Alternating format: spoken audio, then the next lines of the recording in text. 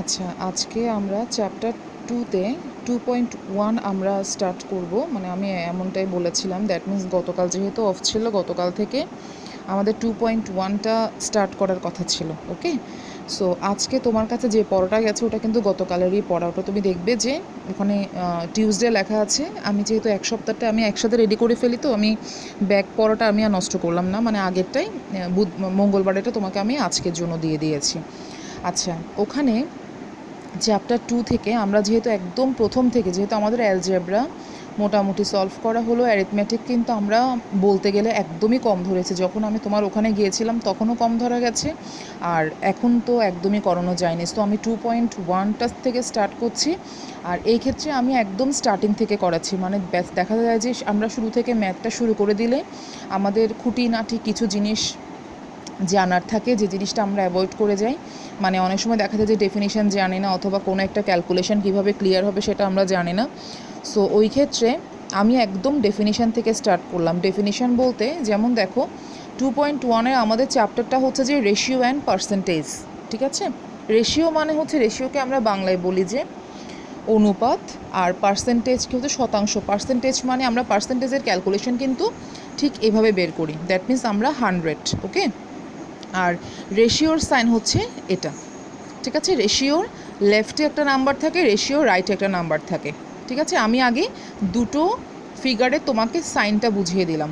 এরপর দেখো আমরা এই পুরো 2.1 থেকে কী কী জিনিস আমরা জানবো। একটা হচ্ছে ratio, what is ratio, simple ratio, সরল অনুপাত যেটাকে বলা হয়।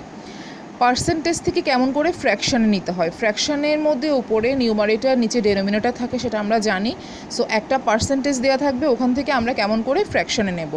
সেম জিনিস ফ্র্যাকশন টু পার্সেন্টেজ। ওকে, এরপরে হচ্ছে ratio to percentage, percentage to ratio. মানে এখান থেকে শুরু করে একদম এতটুকু পর্যন্ত যে যে টপিকগুলোর নাম লিখলাম, এই টপিকগুলোই আমরা 2.1-এ প্র্যাকটিস করব। ঠিক আছে, আচ্ছা এখানে দুটো নাম লিখেছি দেখো, একটা হচ্ছে যে অ্যান্টিসিডেন্ট, সাবসিকুয়েন্ট। আশা করি জানো, তারপরও একটু ক্লিয়ার করে দিচ্ছি।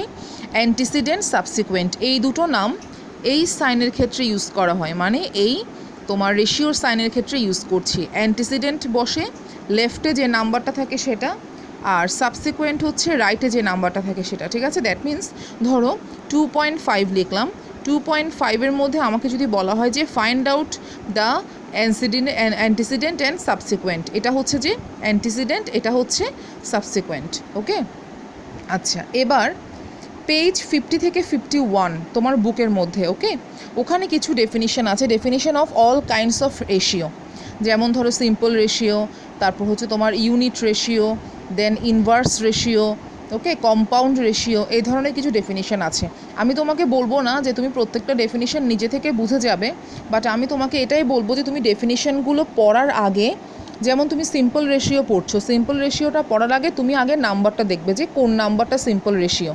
ওকে, তুমি ডেফিনিশনগুলো একটা খাতায় নোট করবে। আমি আবার বলছি, simple ratio, inverse ratio, unit ratio, compound ratio, এই চারটা রেশিওর ডেফিনিশন তুমি খাতায় নোট করবে অ্যালং উইথ এক্সাম্পল, এবং আজকে তুমি ওগুলো আগে মুখস্থ করে ফেলবে। আমরা যখন চেঞ্জ করার সময় আমি তোমাকে একটা একটা বুঝিয়ে দেব। এটা তোমার 50 থেকে 51 পেজে তুমি পেয়ে যাবে ডেফিনিশনগুলো চারটা। তবে নোট করার আগে এই দুটো পেজ ভালো করে তুমি একবার রিডিং পড়ে যাবে। ওকে, এই দুটো পেজের মধ্যে তুমি এই দুটো শব্দ পেতে, যেগুলো একটু হার্ড লাগতো, আমি তোমাকে এই দুটো শব্দের মিনিং আগেই বলে দিয়েছি। আচ্ছা, এটা করার পরে, এটা রিডিং পড়ার পরে তুমি তো নোট করবে ডেফিনিশনগুলো, দেন তুমি শিখবে। এরপরে পেজ 52-তে অ্যাক্টিভিটি ইনসাইড দ্য বক্স, বক্সের মধ্যে 5টা অ্যাক্টিভিটি আছে। এই এতক্ষণ যে কথাগুলো বললাম, এই কথাগুলো রিলেটেড তুমি এই 5টা অ্যাক্টিভিটি প্র্যাকটিস করবে। 5টা অ্যাক্টিভিটি কিন্তু কোনো ম্যাথ না, আমি আবারও বলছি। তুমি যখন ভিডিওটা দেখবে, সব থেকে বেটার হয় তুমি বইটা সামনে রাখবে, বইটা পাশে রাখো, বইটা ওপেন করে রাখবে, দেন আমার ভিডিওটার সাথে সাথে তুমি তোমার বুকের মধ্যে যে জিনিসগুলো একটু ক্লিয়ার করতে হয় সেগুলো ক্লিয়ার করবে। তাহলে আমার কথাগুলো শোনা গেল, তোমার দেখাটাও হলো, দুটো একসঙ্গে হবে। তাহলে বক্সের মধ্যে 5টা অ্যাক্টিভিটি আছে। মনে করো বললো যে which one is inverse ratio, which one is unit ratio. Okay, তো তুমি ডেফিনিশনগুলো যেহেতু নোট করতে বললাম, ডেফিনিশন থেকে তুমি অ্যাক্টিভিটিগুলোর আনসার পেয়ে যাবে। সো এটা তোমার আজকের কাজ। আমি মেইন ম্যাথে যাওয়ার আগে আমি চাইছি তোমার কাছে এই বিষয়টা যাতে একটু ক্লিয়ার হয়। তোমার কাছে তাহলে দুটো কাজ, তুমি এগুলো তো আমরা করব, এগুলো একটু জাস্ট জানিয়ে রাখলাম।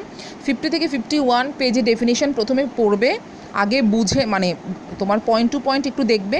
আমি অনলাইনে থাকবো 8টার পর থেকে। আমাকে যে কোনো প্রবলেম নিয়ে মানে কোশ্চেন করবে, বিশেষ করে এই চ্যাপ্টারটা, কারণ 2.1 এইটা এমন একটা চ্যাপ্টার জানো রেশিও এবং পার্সেন্টেজের, এটা যত তুমি ক্লিয়ার করবে তোমার আপার ক্লাসের পড়াগুলোর কনসেপ্ট আরও অনেক বেশি ক্লিয়ার হবে। কারণ এটা শুধুমাত্র ক্লাস 6-এ আছে এমন না কিন্তু, ওকে। সো এটা কিন্তু একদম পয়েন্ট টু পয়েন্ট ভালো করে ক্লিয়ার করতে হবে। তো তুমি যে কোনো প্রবলেম নিয়ে আমাকে কোশ্চেন করবে।